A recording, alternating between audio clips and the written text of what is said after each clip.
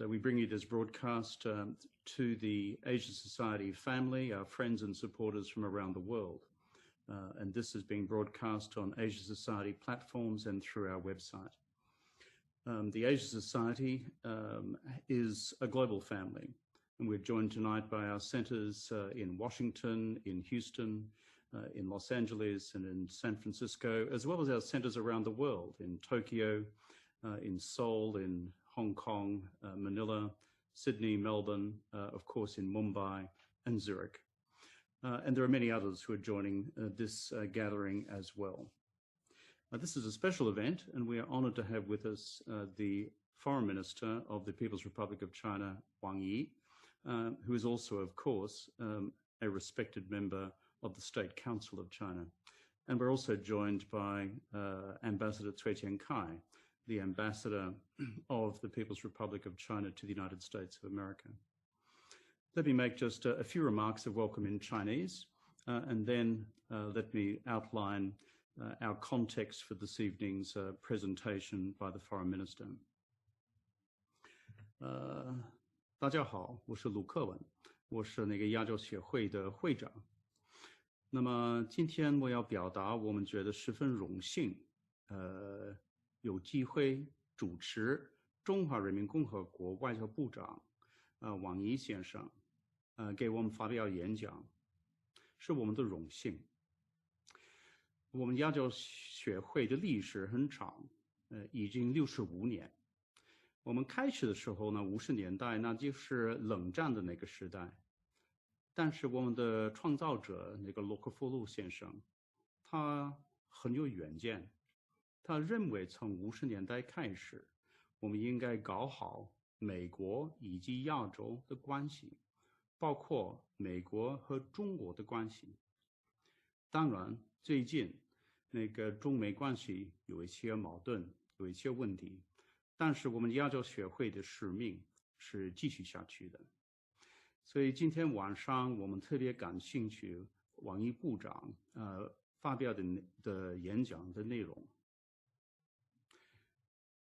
As someone who has been a student of US-China relations for the last 40 years, I'd like to say that it gives me no pleasure to point out that the current state of the US-China relationship is probably the worst that we've seen in nearly half a century.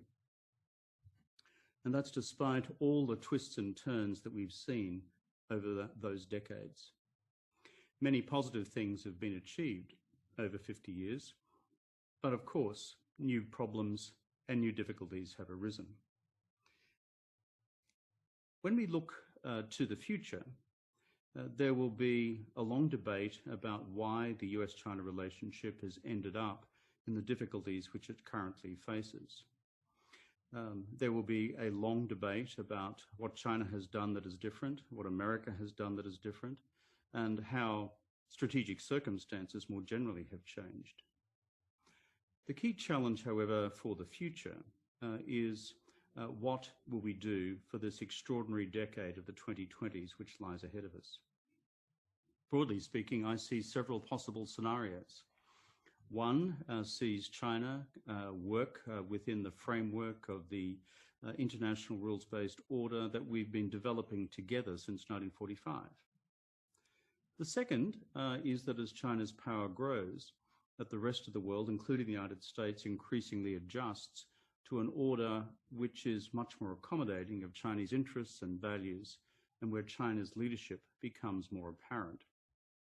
There's a third scenario too, which is through international machinery like the G20 and like other bodies through the United Nations, China and the United States work collaboratively with other countries to ensure that the order is stable, accommodates our interests and our values, and still preserves the fundamental principles of open societies, of open trade, and of course, of open systems. These, I think, are the scenarios which lie before us. Of course, some of our colleagues, including Graham Allison from Harvard University, who also joins us in the audience this evening, have outlined a further scenario.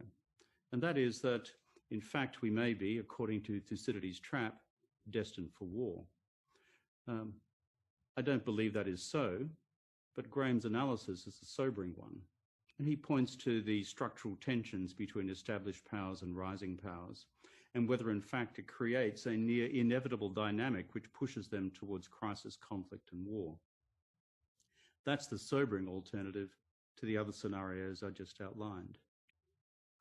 In fact, when I was working with Graham at Harvard University 5 years or so ago before coming to the Asia Society, I remember working on a paper entitled Constructive Realism, 建设性的现实主义, a set of principles about how we could govern the future of the US-China relationship in the future, with areas of red lines, areas of strategic competition, and areas of strategic cooperation. It's good to see some of those principles now alive in some of the thinking around the world at present, as we embark upon this new period of the Biden administration. And finally, before turning to Minister Wang, as a former Prime Minister of Australia, it would be remiss of me not to mention the impact of US-China relations on third countries around the world. US allies like Japan and the Republic of Korea, but also Australia itself, which now finds itself very much in the firing line of tensions in the bilateral relationship. And the question which these countries have is, how do we navigate the shoals of all of this for the future? And particularly in the Australian case, how do we take the temperature down and navigate a creative and constructive way through current tensions? So I'm very pleased tonight that we have tonight in Australia, today in America, and earlier this evening in Beijing, given we are working in multiple time zones. I'm delighted that we have this opportunity to hear from the man himself, Wang Yi, the Foreign Minister of the People's Republic of China. Foreign Minister Wang is a man of enormous diplomatic experience. He has traveled the world extensively since becoming Chinese Foreign Minister. And prior to that, as a professional Chinese diplomat, has extensive experience in many countries around the world, and most particularly in Japan. So, Foreign Minister, you are a welcome guest here at the Asia Society.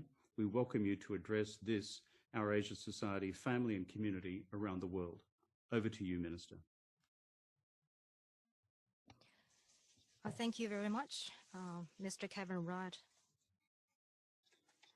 You are a household name in China, a famous international advocate, and you have made important contribution to friendship and cooperation between China and Australia.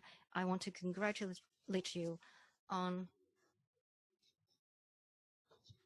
the fact that you are going to be the president of Asia Society. Actually, Asia Society is not unfamiliar to me.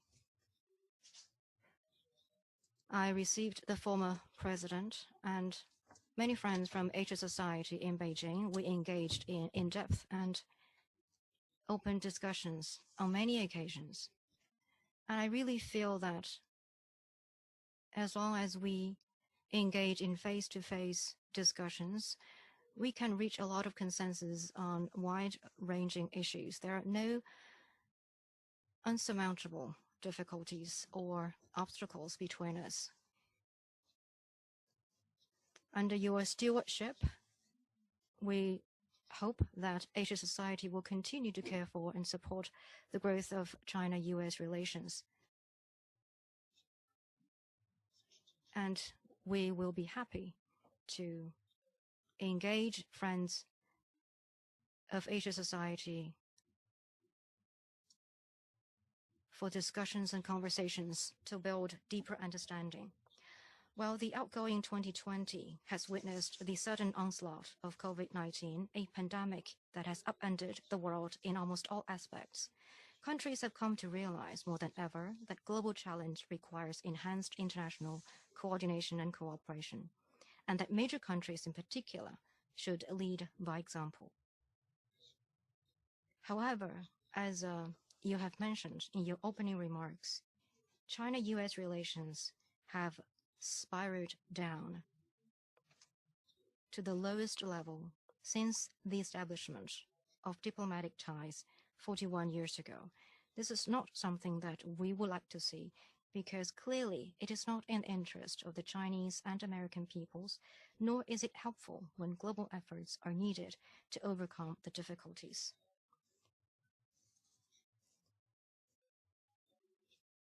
In retrospect, 2020 might have witnessed the greatest damage to the international order and international relations. Among many others, we see power politics jeopardizing international stability, as arbitrary interference in others' internal affairs, and sanctions and unilateral sanctions have become the biggest destabilizing factor to regional and global security. We see protectionism jeopardizing international trade. As backlash against globalization is gaining momentum, there are more barriers impeding trade and investment, and global industrial and supply chains are on the cusp of breakdown. We see unilateralism jeopardizing international cooperation. The go-it-alone approach and walking away from international commitment have fractured and crippled the international system and have dragged on international efforts by all countries against global challenges.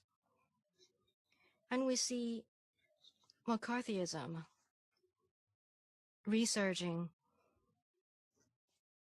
and jeopardizing normal international exchanges. Those with radical and entrenched political bias seek to label and stigmatize open and lawful political parties and institutions of other countries and use ideology to disrupt or even sever normal international engagement, aiming at starting a new Cold War and forming a new Iron Curtain. While these risks and challenges facing us are unprecedented, China and the United States are the two largest economies. We are permanent members of the UN Security Council, and we are the largest developing and developed country, respectively. We always believe that what we should do is to form the right perception about one another, act in line with the trend of the times, and heed the aspirations of the international community. We need to step up to our responsibilities as major countries, and at the same time, work together with other countries to overcome difficulties, meet challenges, and pursue development. I know all of you follow China's diplomacy closely, and the style and future direction of which has been the subject of ongoing discussions. What I would like to underline is that China follows an independent foreign policy of peace and seeks to engage other countries for friendship and cooperation on the basis of the 5 principles of peaceful coexistence.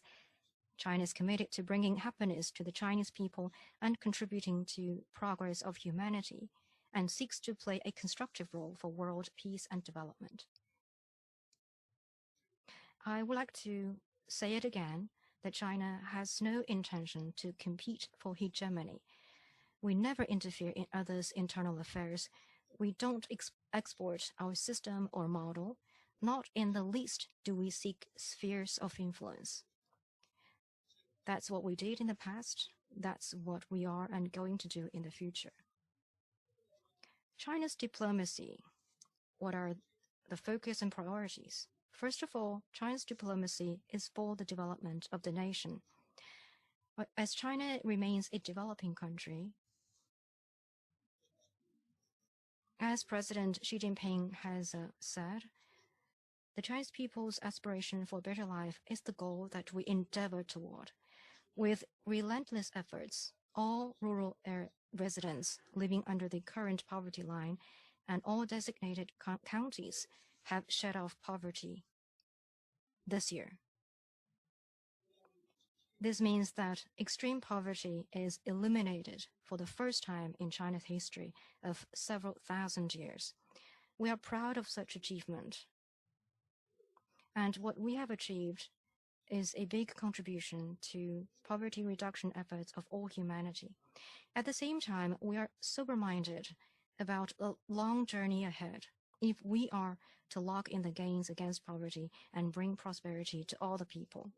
While China's diplomacy, which starts at home, naturally should help promote the overall development of the country and the new development paradigm. So the first priority of China's diplomacy is to serve sustainable development of the nation. Second, China's diplomacy is for win-win outcome. It's not part of the Chinese culture to seek our own development or put our interests above others, nor is it our philosophy to play the zero-sum game and be the winner that takes all. What we are committed to is a win-win strategy of opening up to ensure that all countries will come out as winners. The experience of China's 40-plus years of reform and opening up is a strong testament to that. All the businesses and countries that have worked together with China have achieved shared development and prosperity. This is what we believe will make diplomacy more sustainable and more popular. We will further open up only broader, deeper, and with higher standards. And we will share opportunities and benefits with all countries for win-win and greater development. China's diplomacy is for equity. Having experienced great humiliation in history, China truly understands how important equity is. We believe that countries, irrespective of their size and strength, are all equal members of the international community. The big and strong must not bully the small and weak. We believe that all countries enjoy equal rights to development. Developed countries have achieved development. We congratulate developed countries on that. And then developed countries need to help developing countries increase the capacity for self-development. And developing countries should not be kept forever at the lower end of the industrial and value chains. We believe that global affairs should be handled by all countries through consultation, and that international rules should be made by all countries on an equal footing. There should be more democracy in international relations.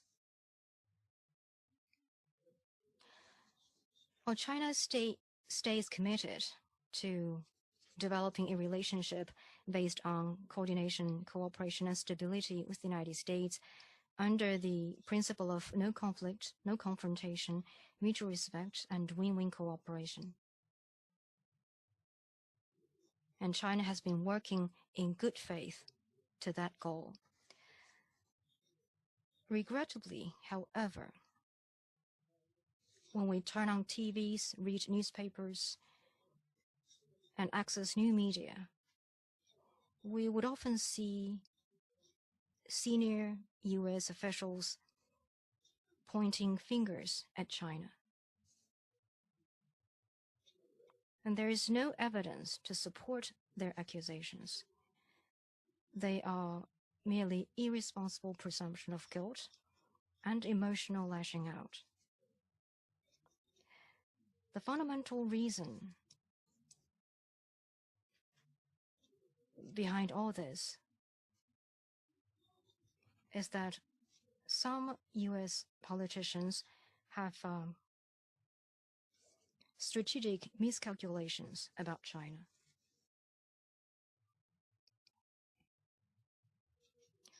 First, they choose to ignore the vast common interests and room for cooperation between the two countries and insist that China is a main threat. This is like misaligning the first button of the clothes. They get things wrong at the very beginning. The ensuing whole-of-government strategy that mobilizes all resources available to take on China is going in a wrong direction.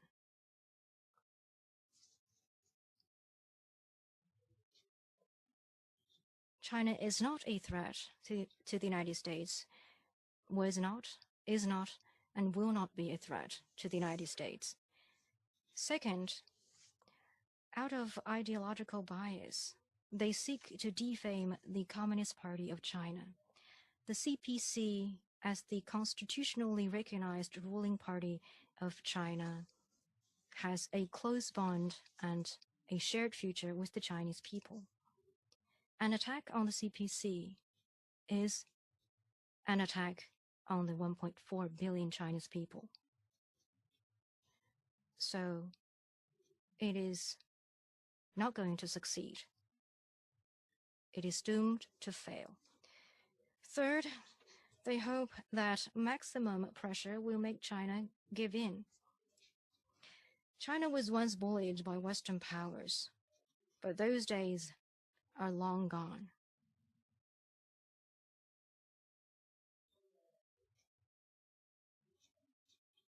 Power politics will only get the Chinese people to be more resolved in their response.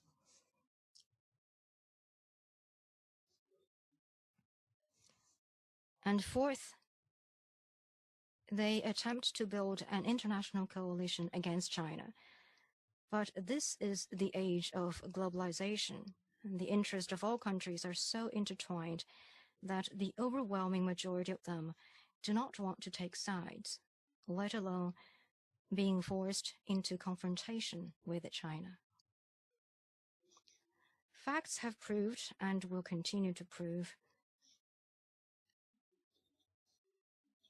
that these attempts will lead nowhere and find no support because they deny the fruitful cooperation between China and the United States over the past 40-plus years of diplomatic engagement, write off decades of efforts by the good Chinese and Americans to grow this relationship, and dismiss the ardent hope of the international community for peaceful coexistence between China and the United States. This grave, difficult situation in China-US relations is not something we want to see.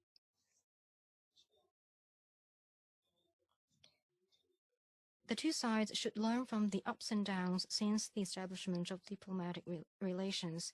In particular, it is important that the United States policy toward China return to objectivity and sensibility as early as possible. I wish to stress that China's policy toward the United States is always stable and consistent. We always believe that with deeply interwoven interests between the two countries, neither can do without the other, remodel the other, or replace the other. The bilateral relationship is no zero-sum game, and the success of one does not have to entail the other's failure. While China-US cooperation can make great things happen for the two countries and the entire world, China-US confrontation would definitely spell disaster for not only the two countries, but also humanity as a whole. The giant vessel of China-US relationship carries not only the well-being of the 1.7 billion Chinese Americans, but also the interests of the over 7 billion people of the world. I believe we all agree that the time has come to decide the future course of this giant vessel. As President Xi Jinping wrote in his congratulatory message to President-elect Joe Biden, it is hoped that the two sides will work together in the spirit of no conflict, no confrontation, mutual respect, and win-win cooperation, focus on cooperation, manage differences, move forward China-US relations in a sound and steady manner, and together with other countries and the international community, advance the noble cause of world peace and development. This is how we see our relationship and what we expect of the relationship. I hope that the US side will join us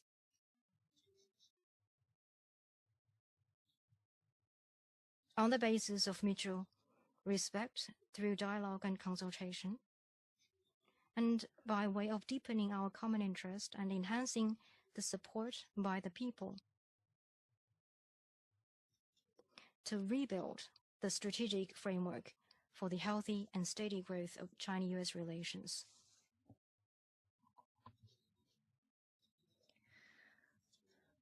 This, I believe, is also what Ambassador Cui Tiankai shared with friends in Washington, D.C.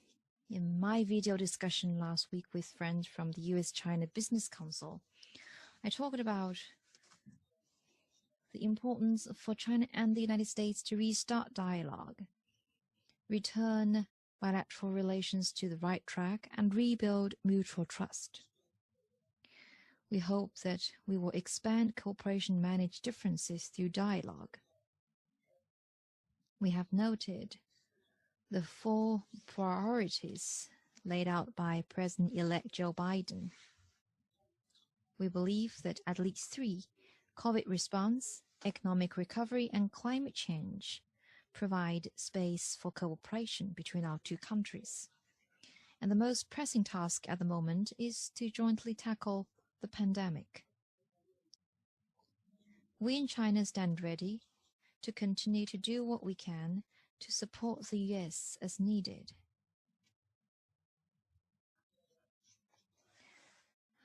I don't know whether all of you are aware that China has provided over 40 billion face masks to the United States.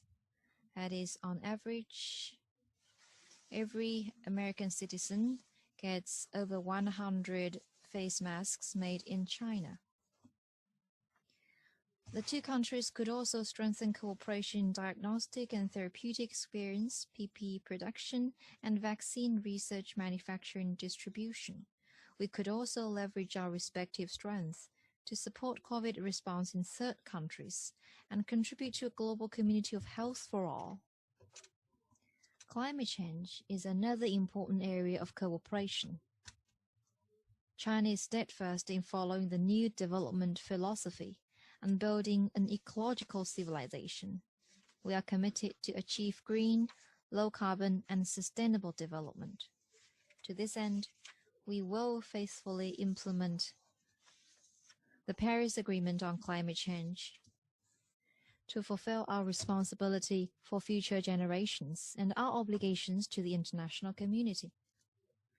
At the Climate Ambition Summit on December 12th, President Xi Jinping announced China's objectives and policy measures to scale up its nationally determined contributions.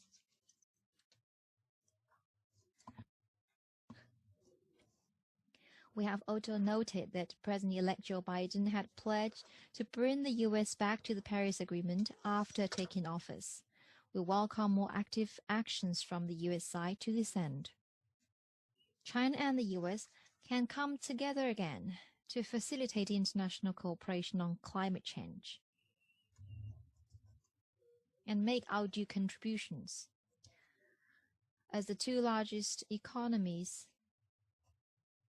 China and the United States need to strengthen macroeconomic dialogue, and China is ready to do so, to coordinate our policies and contribute to global growth and financial stability. That said, we in China never shy away from our differences. Our stance is that the 2 sides should manage constructively the prominent and important issues based on a right perception of each other. First, on ideological issues. We hope both sides will respect each other's choice of system and development path. Over 4 decades ago, leaders of China and the U.S. made the handshake across the vast Pacific. Fundamentally, it was because both countries recognized the importance of mutual respect and seeking common ground while putting aside differences.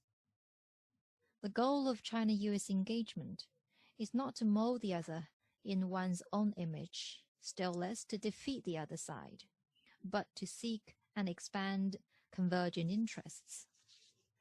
Both Chinese and American systems are chosen by their people, and the systems are deeply rooted in their respective historical and cultural traditions.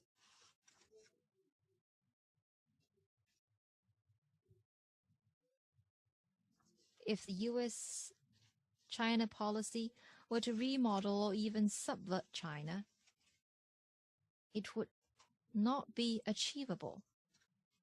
It would be mission impossible. And it leads nowhere. The right approach is to respect each other's political system and development path, continue to maintain peaceful coexistence and promote win-win cooperation.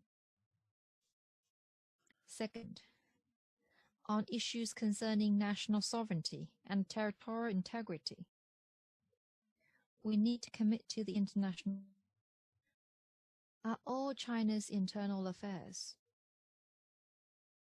and of course involve China's core interests.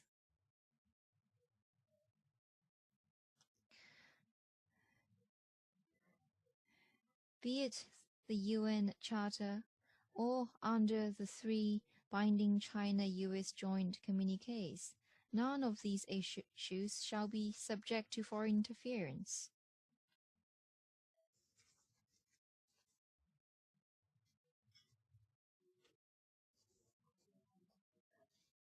Some politicians have fabricated too much false information about Xinjiang and Tibet, and the executive branch and Congress have on this basis exercised long-arm jurisdiction on Chinese businesses and individuals. Such moves seriously violate international law and defies international justice and conscience. As an independent sovereign state, China naturally has to respond. We shall not allow the law of the jungle to govern our world again. At the same time, for our foreign friends who truly care about China and wish to know more about Xinjiang, Tibet, and other parts of China, we are always ready to share with them the facts, what is truly happening in China. We welcome you, all of you joining us through video link today from various countries to visit China, including the 2 autonomous regions at your convenience. There, you will see firsthand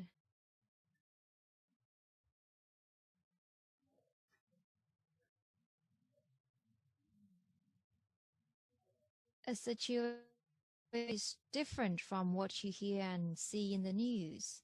You will see a Xinjiang and Tibet that enjoys social progress, ethnic harmony, freedom of religious belief, and a vibrant economy. Third, on trade issues, we need to replace confrontation and sanctions with dialogue and consultation. China-US trade is mutually beneficial in nature. What drives trade is market demand,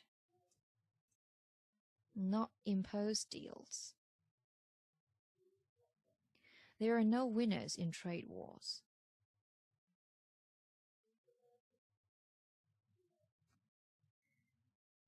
What has happened proves that pressuring others with tariffs would only boomerang and would only hurt oneself in the end. The 2 sides need to remove man-made barriers and instill positive expectations for the sound development of bilateral economic and trade cooperation.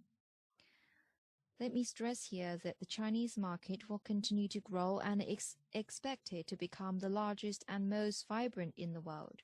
This means China can and need to buy more products with active demand in the Chinese market from the United States. And it is just a matter of time before the trade imbalance is eased. As for the concern of structural issues, let me say that China is firmly advancing our reform according to our reform timeline. And At present, we are firmly advancing supply-side structural reform. In the meantime, China is implementing in good faith the common understanding in the Phase 1 trade agreement in this respect. China has set a clear goal of building a new system of open economy of higher standards.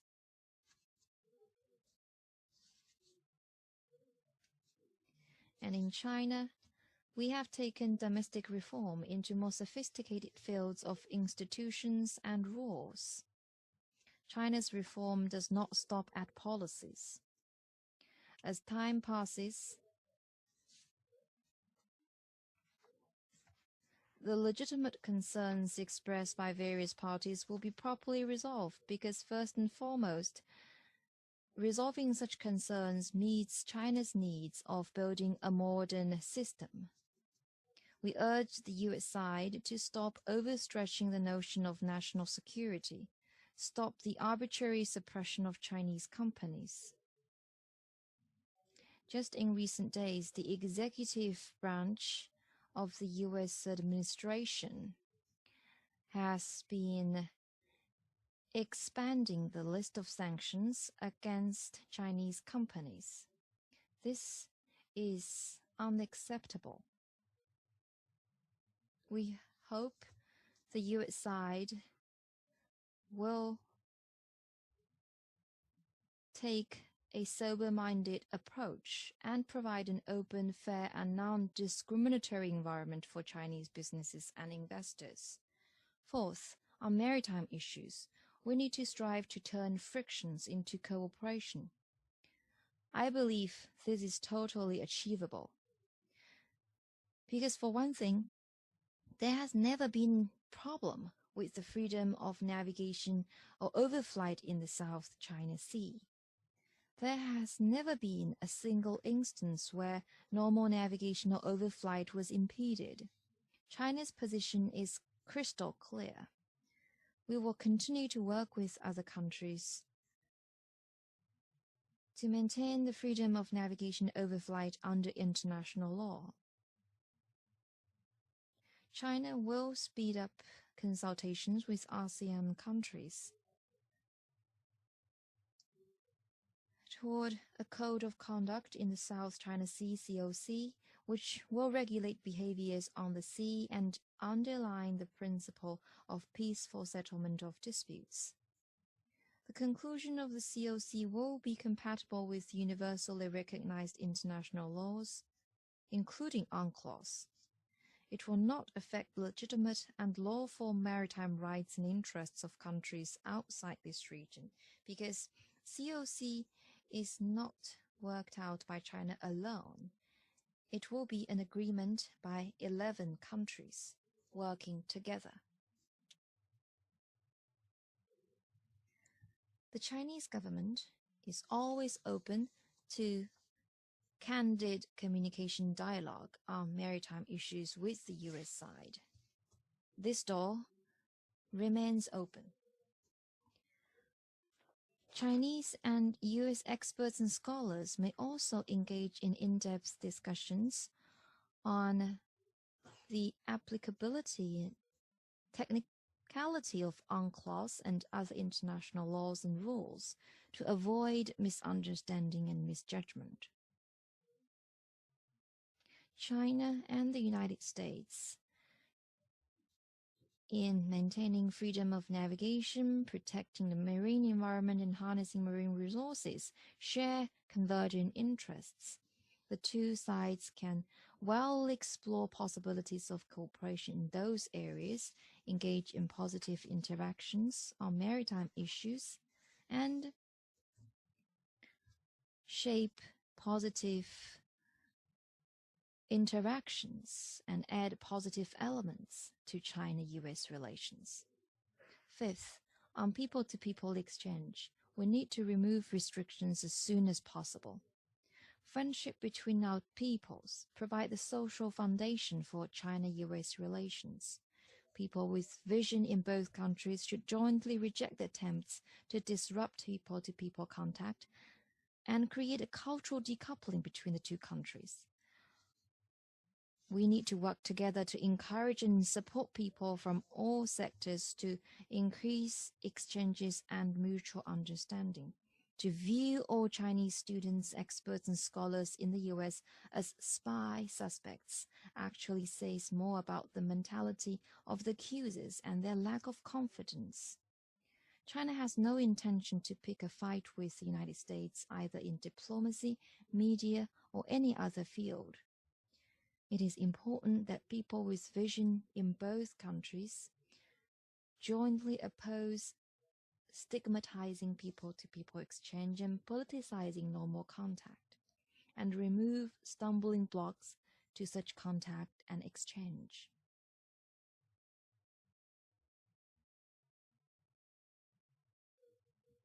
Friends, as long as the two countries act with a sense of responsibility to history and humanity, bear in mind the fundamental interests of the two peoples and the whole world, and stay committed to principles of mutual respect, equality, seeking common ground while shelving differences, and win-win cooperation. The giant vessel of China-US relations will be able to stay on the right course, steer clear of hidden shoals and rocks, navigate through the counter-currents and stormy waves, and achieve the goal of mutual benefit and all win for the world. I've made a quite lengthy speech. Thank you for your patience. Thank you for listening. I'm sure you have a lot of views to share with me.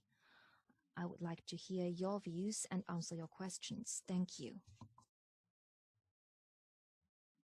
Well, thank you very much, Prime Minister Wang. We have just heard from the Foreign Minister a very comprehensive speech outlining China's view on the potentiality for the future of the bilateral relationship with the United States under the new Biden administration. The Foreign Minister has made great reference to the great ship of US-China relations. I have this mental picture of this enormous ocean liner out on the seas. And sometimes the waves are like this, and sometimes you look for where the lifeboats are. But still, this great ocean liner is afloat. That is the important thing. The second visual metaphor which the Foreign Minister used, which I thought was particularly interesting, was it affects not just the future of the 1.7 billion passengers on board the ocean liner, but the flotilla of smaller ships who are also in the convoy. And that is the rest of the world, the other 5 billion of us who have an interest in what you 1.7 billion actually do. So I think, Foreign Minister, it's a very good analogy. It's been a wide-ranging speech, and we heard from the Foreign Minister his description of China's worldview and its overall approach to diplomacy within that. We also heard from the Foreign Minister his particular view of the United States, both the challenges and the opportunities. I noted in particular what the Minister said about the stated priorities of the incoming Biden administration. And he referred to the possibility of collaboration in 3 of the 4 priority areas which the incoming president has identified. Foreign Minister Wang spoke in particular about the potential for pandemic collaboration.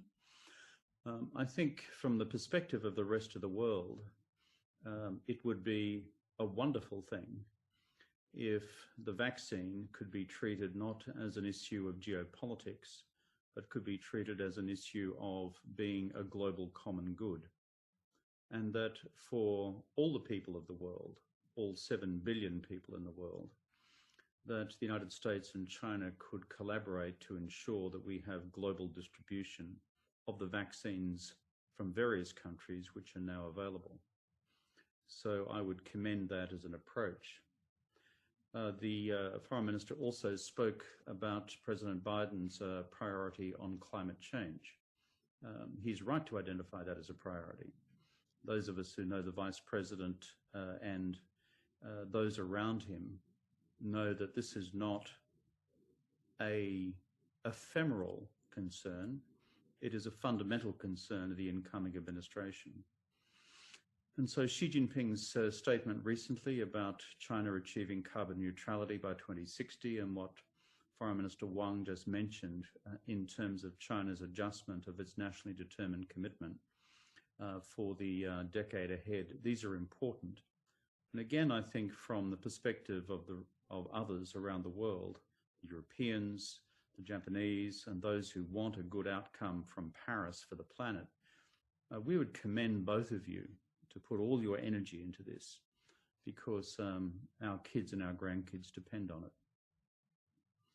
Foreign Minister, you also spoke candidly about the difficulties that you see emerging with the US-China relationship and how this needs to be tackled with candor and with vigor.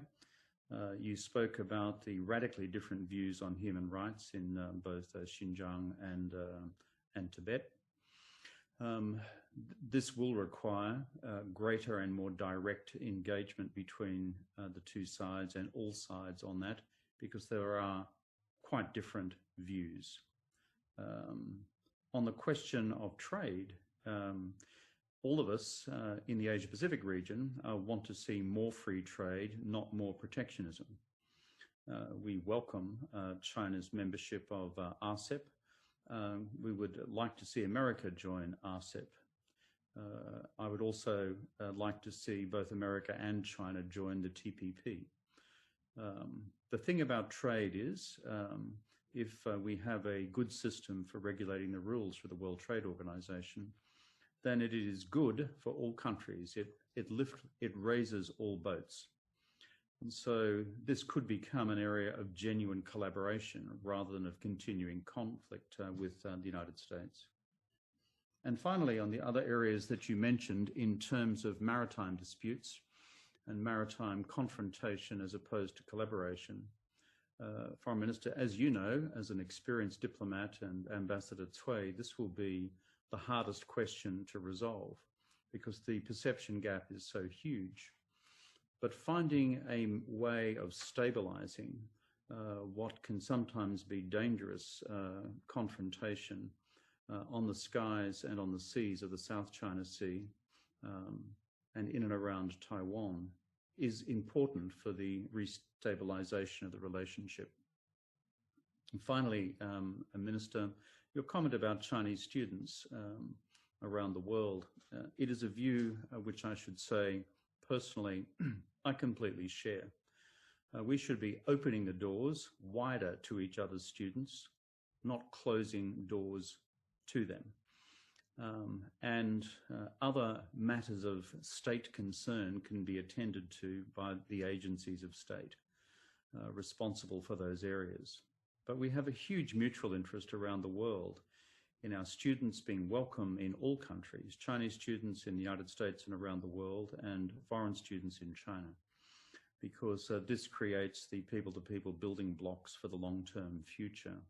And I earnestly hope we can turn that corner in the period ahead so that we see no evidence of any racism or racial prejudice, or the term you used before, McCarthyism in any form in any part of the world towards Chinese students, or frankly towards foreign students, as they would experience sometimes even in China. To conclude, Foreign Minister Wang, thank you so much for this comprehensive presentation. You spoke eloquently about the need to rebuild a strategic framework for the US-China relationship. That framework needs early attention between both sides. If we're going to have strategic competition between the United States and China, at least may be managed strategic competition within a common framework, which also provides opportunity for massive areas of cooperation at the same time. The alternative to not having such a framework, Minister, you also referred to. You spoke before about the danger of, in fact, a new Iron Curtain. Those were stark words. I don't think that's what China wants. I don't believe that's what our people in the United States or the government of the United States wants either. But it will require all of our effort, our diplomacy, and our goodwill to make sure that that scenario is avoided. The truth is, as someone from a third country, that's me, my judgment is that both the United States and China will have to change some of their policy positions at present if we are to have a common future. And I think the rest of the world will seek to work within that framework as well. To conclude, also, Minister, I enjoyed very much your early comments about the fact that face-to-face dialogue, once COVID makes that possible, enables us to solve most problems.